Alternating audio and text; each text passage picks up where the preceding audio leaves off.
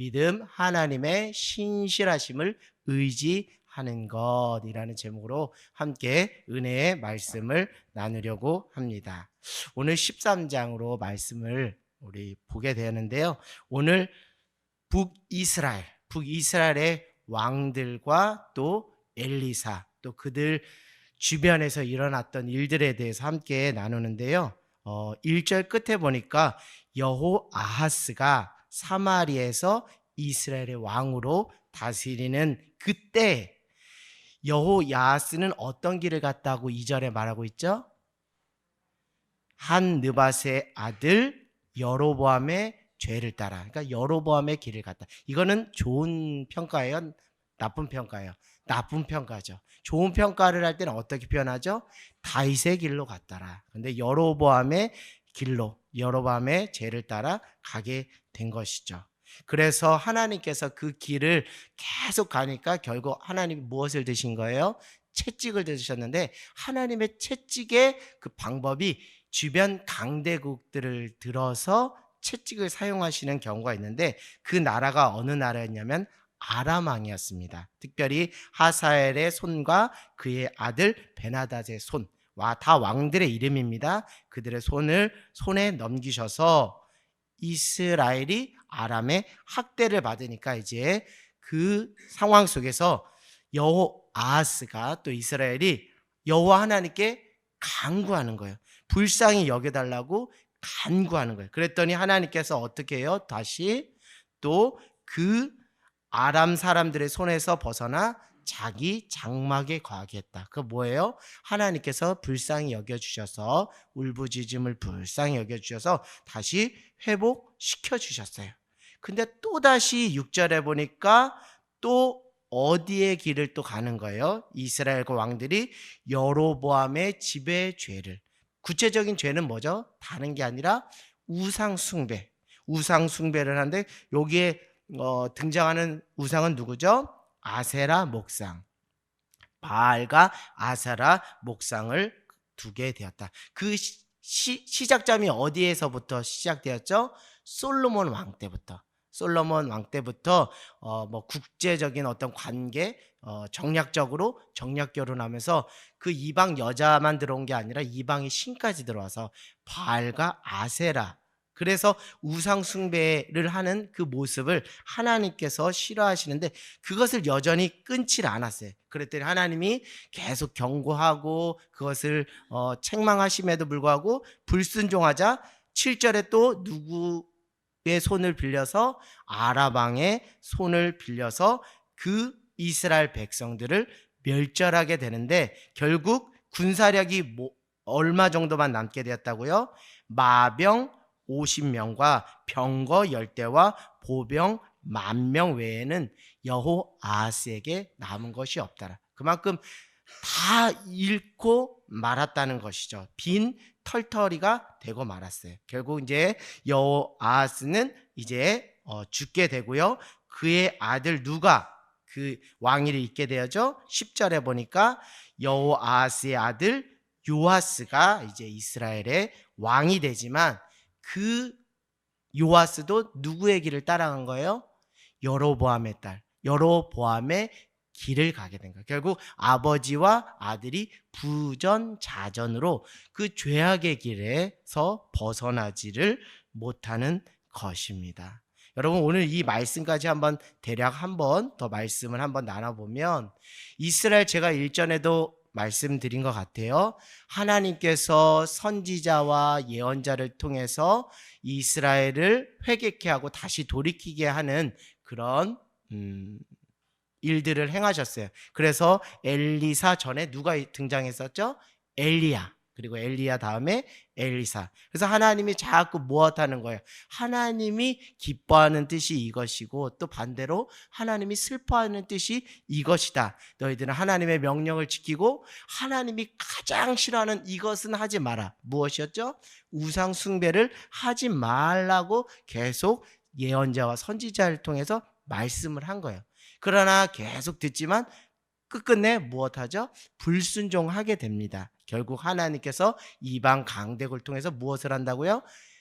채찍을 하는 거예요. 징계를 하는 거예요. 오늘 본문에는 아람을 도구 삼아서 채찍을 하는 거예요. 그러니까 그 징계 속에서 그 괴로움에 허덕이는 또 이스라엘 백성들이 하나님께 간절히 간구하니까 또 어떻게 해요? 하나님이 긍휼을 베풀어 주셔서 이스라엘 나라를 회복시켜 주시는 거예요. 근데 또 어떻게 돼요? 오늘 또 회복을 5절에 회복을 시켜 주셨는데 6절에 또 무엇이에요? 누구의 길을 갔더라? 여로보암의 길을 갔더라. 우상 숭배를 다시 하는 거예요. 또 불순종을 하는 거예요. 또 그러다가 또 다시 무엇이에요? 또 강대국에 통해서 징계를 받고요. 또 그러면 또 어떻게 해요? 우리 좀 불쌍히 여겨주세요 하고서 하나님께 간청하면 하나님이 또 긍휼을 여겨주셔서 또 다시 회복시키는 이 패턴이 어떻게 된다고요? 계속 쳇바퀴 돌듯이 계속 패턴이 반복되는 거예요. 제가 주일날도 여러분들한테 말씀드렸듯이 우리가 신앙생활을 한다고 하지만 정말 우리가 종교인의 그 패러다임의 패턴에 정말 빠져서 쳇바퀴 돌듯이 더듬이가 한쪽 잘린 곤충이 방향간거리에서 스스로 뺑뺑 도는 것처럼 계속 이렇게 쳇바퀴를 도는 거예요. 누가요? 북이스라엘이 그렇게 쳇바퀴를 도는 거예요. 그 모습이 또 오늘날 우리에게도 없는 것이 아니라는 것이 여러분들에게 또 밝히 읽혀지고 깨달아지기를 원합니다. 결국 무엇이에요? 반복되는 무엇이 여전히 있는 거예요? 끊어내지 못한 죄가 있는 거예요. 그 중심에는 우상 숭배가 있는 거예요. 이 죄를 끊어내지 못하니까 은혜는 받고 하나님의 긍휼을 입었지만 또다시 무엇하는 거예요? 또 죄를 짓는 거예요. 죄를 짓고 또 뭐 하는 거예요? 하나님의 긍휼을 잊고 해버리고. 그래서 오죽하면 로마서에 너희가 은혜를 잊기 위해서 무엇을 더할 수 없다. 죄를 더할 수 없다. 여러분, 은혜 받자고 죄지면 그거는 합당한 것이 아니라는 거예요. 결국 이런 형국으로 계속 북이스라엘이 엘리야 때 또 엘리사 때 계속 이렇게 반복적으로 되는 거예요. 왜 우리의 삶이 또 이스라엘의 역사를 보면 여전히 죄를 끊어내지 못하는가? 그것은 무엇이냐면요, 은혜를 받는 속도보다 무엇을 짓는 속도가 빠르기 때문에 그래요. 죄를 짓는 속도가 빠르다는 거예요. 여러분, 죄를 이겨낼 수 있는 힘이 우리 안에 있을까요? 없어요. 죄를 이길 수 있는 것은 무엇이 더 강하게 덮여지면, 하나님의 은혜가 강하게 덮여지면 죄를 끊어낼 수 있어요. 이것을 마치 비유적으로 말씀드리면 어둠을 끄집어내려고 애쓸 필요가 있다 없다? 없다. 무엇 하나만 비추면, 빛을 비추면 어둠은 알아서 나가게 돼 있어요. 그러니까 우리 스스로 어둠, 죄를 끊어낼 수가 없어요. 결론은 무엇이냐면 이스라엘의 이 반복적인 패턴을 끊어낼 수 있는 유일한 영적인 원리가 있다면 죄를 짓는 속도보다 뭐 받는 속도가 빠르면 돼요. 은혜 받는 속도가 빠르면 돼요. 그래서 예배하는 삶을 살으라는 거예요. 결국 말씀을 붙잡고 쉬지 말고 기도하고 또 찬송으로 하나님께 올려드리라는 거예요. 그 심령의 상태가 은혜로 늘 따뜻하게 그 영혼의 온도가 끊어지지 않도록 은혜가 지속될 수 있도록 계속 그 사단으로부터 무엇을 주지 말아야 된다고요? 틈을 주지 말아야 돼요.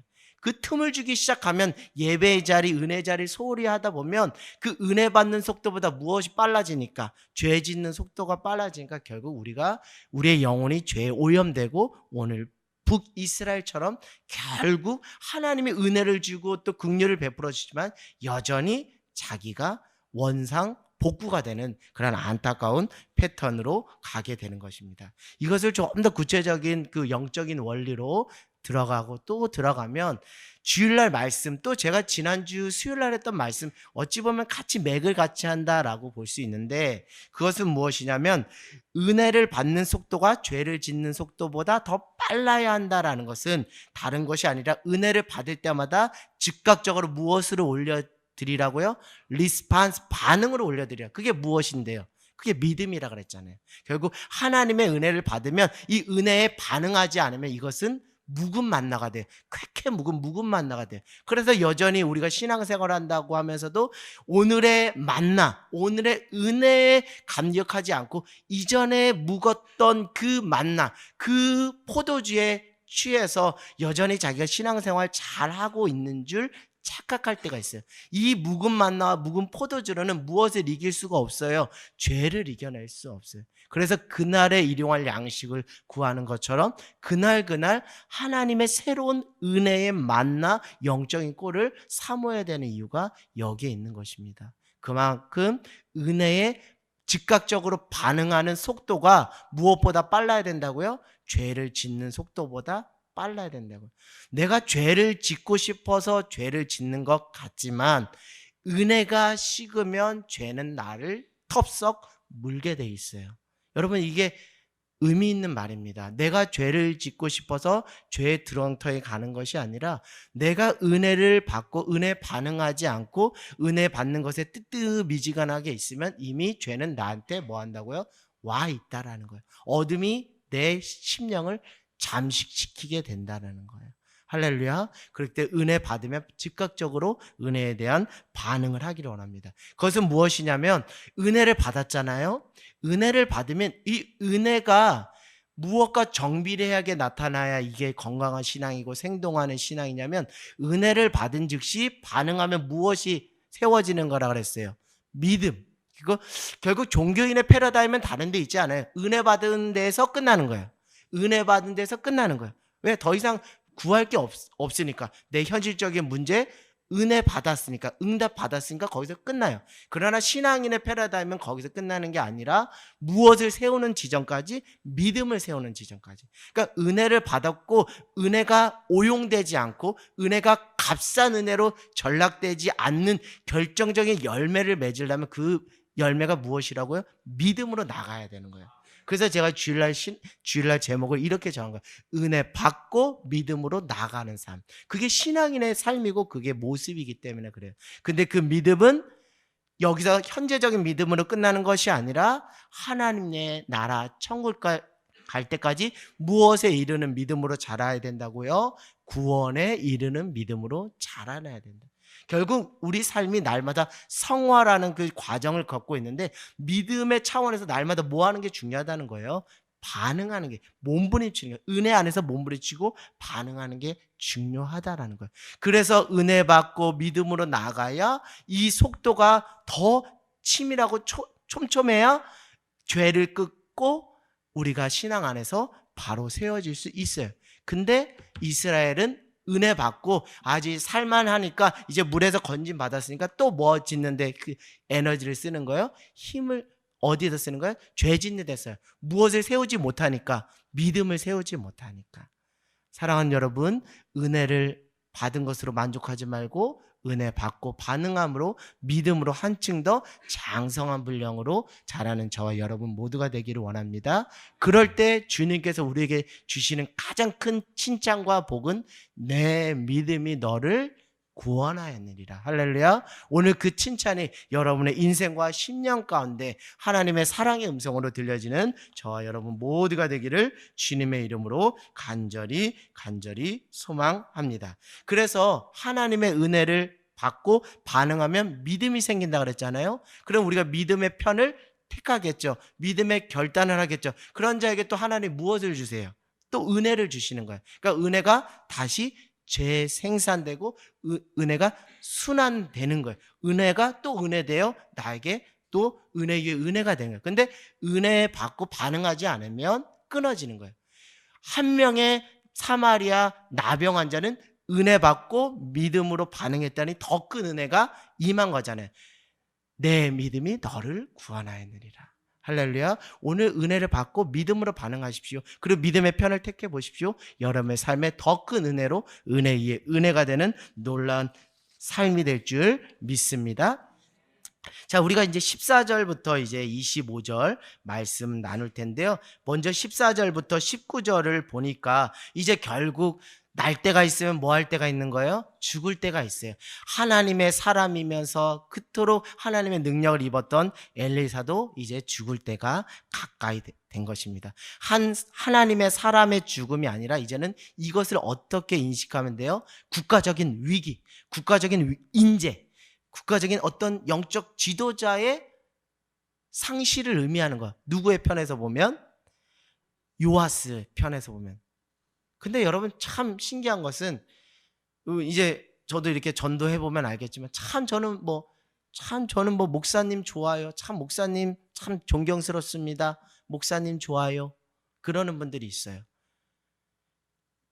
그런데 좋아요, 좋아요 하는데 또 막상 교회 나오시죠? 교회 좀 나와서 같이 예배 드리시죠? 그러면 또 교회는 안 나오시는 분이 있어요. 그러니까 목사님을 좋아하는데 인간적으로 좋아하는 거고 목사님을 인간적으로 흠모하는 거예요. 오늘 요아스가 그 엘리사를 정말 극존칭합니다. 여기 보니까 14절에 뭐라고 해요? 내 아버지여, 내 아버지여, 이스라엘의 병거와 마병이에요. 결국 정말 엘리사를 하나님의 사람이고 엘리사가 하나님의 능력을 입은 자라는 것을 정확하게 인정을 했어요. 그럼에도 불구하고 요아스는 어느 길을 갔다라고 해요? 여로보암의 길을 갔다. 죄를 끊어내지를 못했다는 거예요. 우상 숭배를 했다는 거예요. 제가 앞전에 말한 것처럼 목사님이 참 좋아요.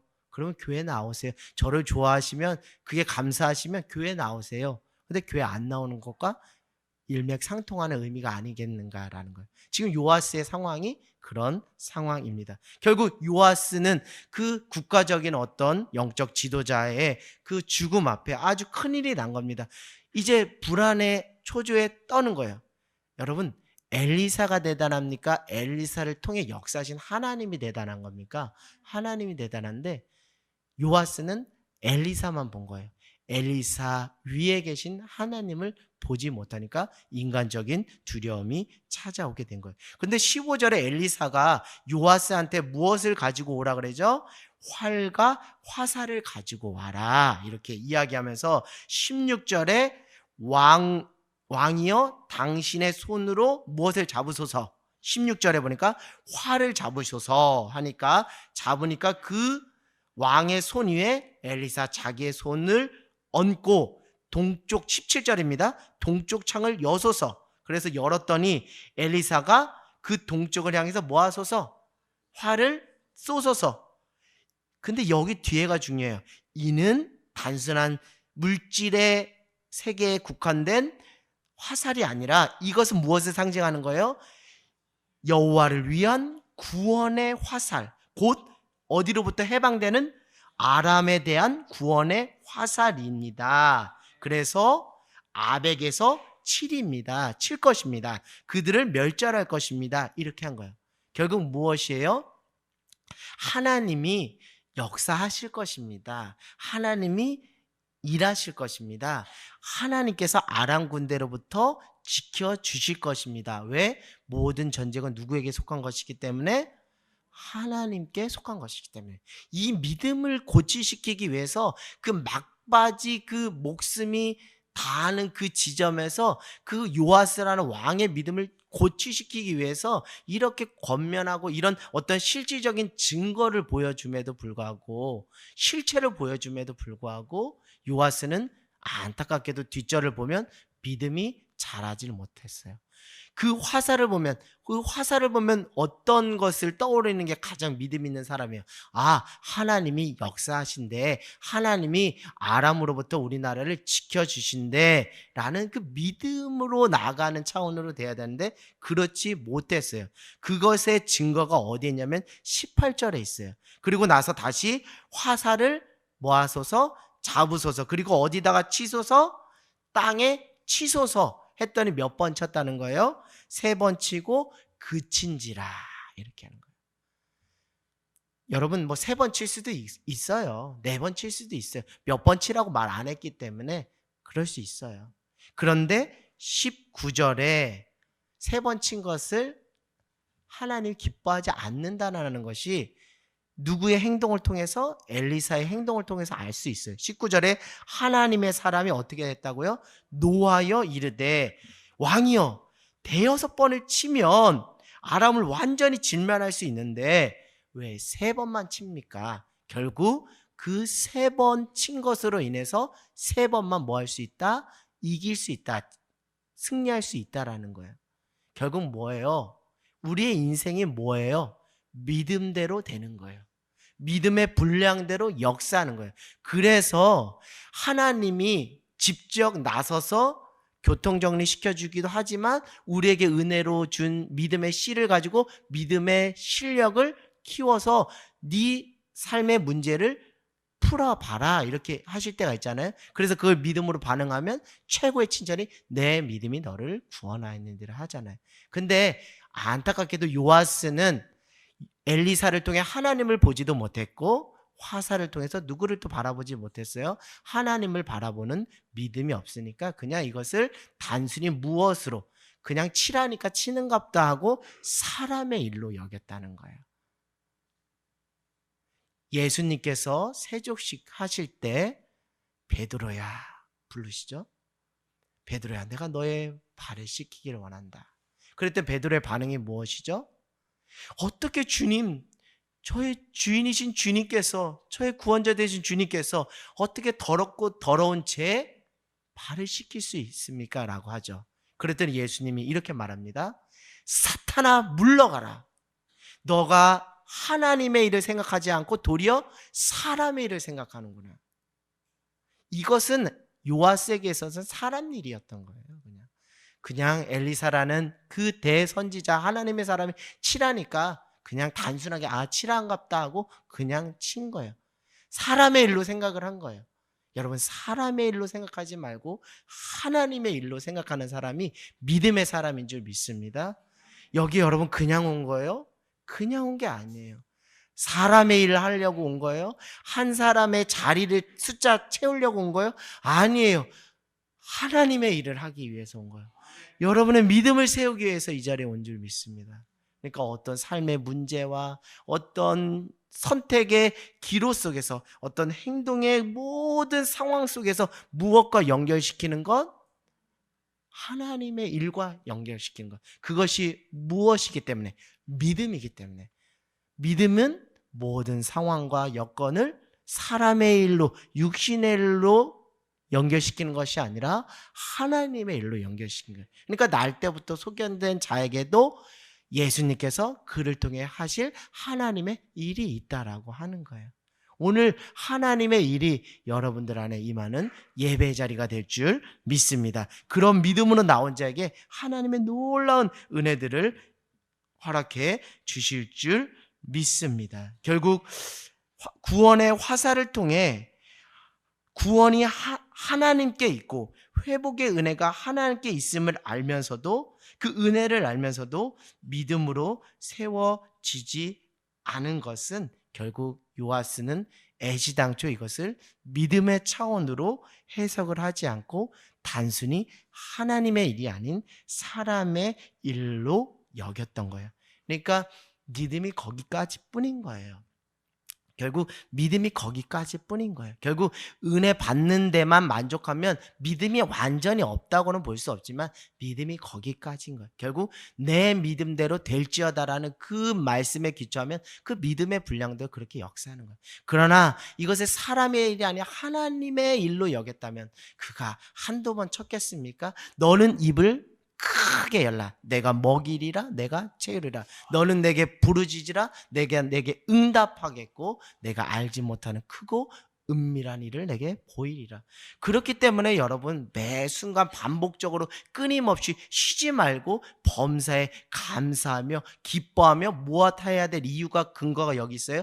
기도해야 될 근거가 있어요. 왜요? 우리 목사님 일전에 말씀드렸지 기도가 쌓이고 쌓이면 하늘 문을 열고 뭐하는 기도 의 지경까지 나간다는 상달되는 그런 은혜들을 여러분들 간구하기 원합니다. 그런 은혜들을 간구하기 원한다면 믿음으로 모든 것들을 해석하는 저와 여러분 모두가 되기를 주님의 이름으로 간절히 소망합니다. 결국 그래서 이제 14절부터 19절에 그런 차원으로 봤고 결국 20절에 보니까 하나님의 사명을 다 한 엘리사도 20절에 보니까 어떻게 돼요?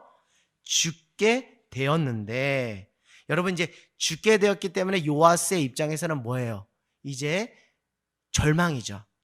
뭔가 이제 하나님의 역사심을 볼 수 있는 통로가 없다라고 생각을 해요. 왜? 엘리사 하나님의 사람이 죽었기 때문에. 그런데 여러분 21절에 놀라운 일이 일어납니다. 21절 한번 우리 시간이 지나도 한번 읽어보겠습니다. 21절입니다. 시작.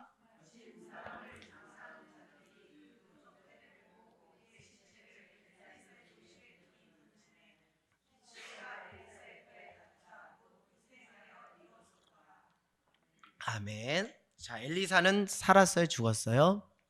됐어요. 끝났습니다. 엘리사의 인생은 더 이상 이제 끝났어요. 근데 그 끝나고 나서 또 문제가 터지는데, 무슨 도적대?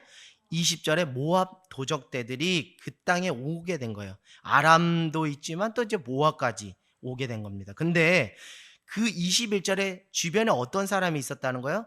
사람이 죽어서 장사하는 자들이 있었는데 누가 급히 쳐들어온 거예요. 모압 도적대가 오니까 그 장사 치를 여유가 있습니까? 없습니까? 그래서 그 시체를 어디에 묘실에다가 던져놓은 거예요. 엘리사가 묻힌 묘실에 던져놨는데 놀라운 일이 일어나요. 엘리사의 뼈에 닿자 곧 무엇하더라? 회생하여 일어섰더라. 자, 요거 한 거 보고요. 23절을 한번 보겠습니다. 자, 23절 한번 또 읽어볼게요. 시작. 여호와께서 아람 왕과 이삭과 야곱과 더불어 세우신 언약 때문에 이스라엘에게 은혜를 베풀며 그들을 불쌍히 여기시며 돌보사 멸하기를 즐겨하지 아니하시고 이때까지 자기 앞에 지 아니한. 아멘. 자, 첫 번째 21절은 엘리사는 죽어도, 엘리사는 끝나도 하나님의 역사는 끝나지 않는다. 아멘. 엘리사는 죽어도 하나님의 역사하심은 계속된다. 23절, 엘리사는 죽어도 하나님의 언약은 여전하다. 이게 무엇이라고요? 하나님의 신실하심이라는 거예요. 할렐루야. 이것이 무엇이라고요? 하나님의 신실하심이라는 거예요. 그러니까 믿음이 깊어진다. 믿음이 깊어진다는 것은 어떤 상황과 환경 때문에 하나님이 역사하시고 역사하지 않고 이런 차원으로 생각하는 것이 아니라, 그런 것을 뛰어넘고 여전히 하나님의 역사하심과 하나님의 언약의 신실하심은 상황을 초월하여, 문제를 초월하여 여전히 우리 가운데 유효하다는 절대적인 신뢰와 확신을 가지고 그것을 붙잡고 의지하는, 그것이 무엇이라고요? 그것이 믿음이라는 거예요. 할렐루야. 여러분, 요아스 뭐라 할 거 아니에요. 우리의 믿음이 요아스 정도밖에 되지 않을 수도 있어요. 단편적인 믿음일 수도 있어요. 현세적인 믿음일 수도 있어요. 물질적인 세계에 국한된 믿음일 수 있어요. 우리의 믿음은 들쑥날쑥해요. 평안할 때는 믿음이 있는 것 같지만 고난 가운데 있으면 믿음이 없는 것처럼 출렁이고 축축 처져요.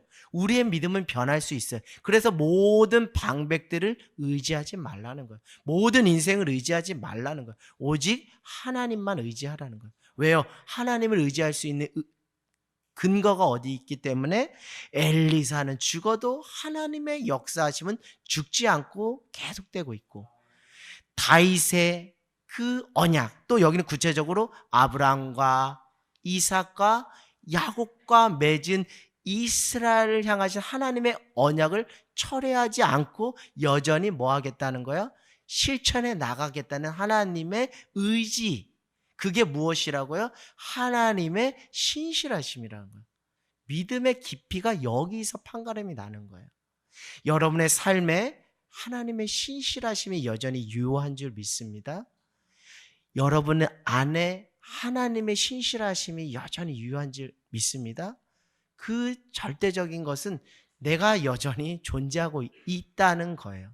내가 죄를 짓고 또 넘어지고 믿음 없음 편을 택하고 육신에 매여서 이생의 자랑 안목의 정욕으로 믿음 없음의 모습으로 실체로 살아감에도 불구하고 여전히 기회를 주시고 내일 더 잘하겠지, 그 다음날 더 잘하겠지 하고 여전히 기다려주시고 손을 내려주시는 그 여전하신 하나님의 신실하신 언약, 그 신실하신 하나님의 살아계신과 역사하심이 우리 삶의 중심부에 있기 때문에 우리가 여기에 존재할 수 있는 거예요. 그것을 깨닫는 자가, 그 은혜를 깨닫는 자가, 그 신실하심의 은혜를 깨닫는 자가 믿음을 하나님 앞에 드릴 수 있는 줄 믿습니다. 여러분, 믿음 없음, 인간의 믿음 없음과 하나님의 신실하심의 영원성과 지속성, 그것을 대조적으로 보면 때로는 우리가 우리의 믿음 없음 때문에 우리 스스로를 자책하고 우리 스스로를 채찍질할 때가 있어요. 하나님이 보시는 시선이 아닌 내 시선으로 나는 이것밖에 안 되는구나라고 스스로 절규하고 절망할 수 있어요. 저도 그런 경우가 있었고 여러분들도 그런 경우가 있을 거예요. 그러나 여러분, 그것에 대해서 너무 터부시하고 무시하라는 건 아니지만 우리의 믿음의 추를 어디에 두는 것이 중요하다고요? 하나님의 신실하심에 두는 것이 중요해요. 하나님의 약속이 여전히 내 삶 가운데 유효하구나. 하나님의 그 구원의 약속이 여전히 우리 가정 안에 유효하기 때문에 비록 지금은 믿음이 없는 남편이고 비록 지금은 믿음이 없는 자녀일지라도 주 예수를 믿으라, 그리하면 너와 내 집이 구원을 얻으리라는 그 약속의 말씀 붙잡고 살아가면 언젠간 하나님의 방법대로 하나님의 정하신 때에 반드시 하나님께서 이루시겠지. 그걸 붙잡고 나가는 거야. 하나님 나라 천국 갈 때까지 가는 거야. 그러면 하나님께서 내 믿음이 너를 구원하였느니라 하고 말씀하시는 거예요. 사랑하는 여러분, 우리의 인생 뭐 있겠습니까? 변하는 그 환경, 변하는 나의 감정, 생각, 나의 의지조차 의지할 것 아무것도 없어요. 결국 우리가 의지할 것은 하나님의 신실하심을 의지하며 오늘도 살아가는 복된 인생이 되기를 주님의 이름으로 간절히 소망합니다.